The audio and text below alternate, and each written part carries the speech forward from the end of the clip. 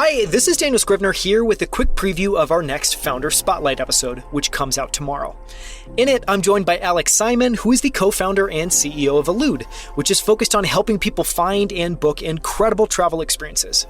It's the only place where you can simply input your max budget, your local airport, and how many days you'd like to be gone, and find incredible travel destinations around the world that fit those parameters. So you can ask the question, where can I go next week for $1,000, knowing that air travel and hotel is all included in that price.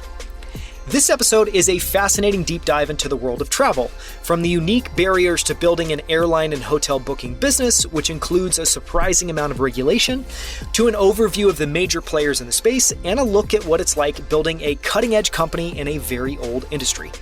In our conversation, we go deep on why travel is considered a startup graveyard and how Elude overcame those obstacles to build a big and completely new company in the space.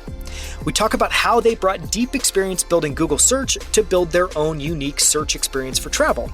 We talk through all of the regulation in the travel space, why it exists, and how it impacts companies.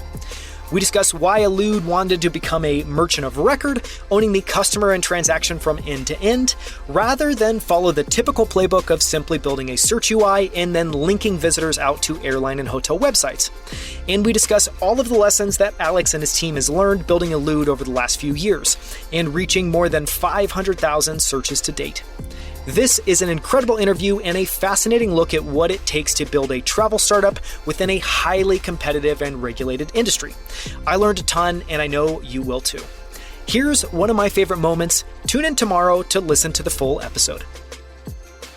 This was the main reason why we wanted to start Elude, was to become the merchant of record. And at the time, we didn't even really know what that meant. But I think what we started to realize, especially as we built out the system, was that we never wanted a user to feel like we were, changing the price on them last minute, which almost every one of these travel sites, you kind of like have to question, where are these arbitrary prices coming from? Why is it changing from $412 to $600 in the matter of a second? And so we have been dealt that situation as a consumer years and years ago when we were, booking travel for ourselves. And what we said to ourselves in the early days was, we want the customer experience to feel like what we showcase from point A is what you're going to get at point B, or at the booking cycle. And so basically what that merchant of record allows us to do is just not only sell travel, which is what I was getting at, which is like the ARC, IATA kind of credentials,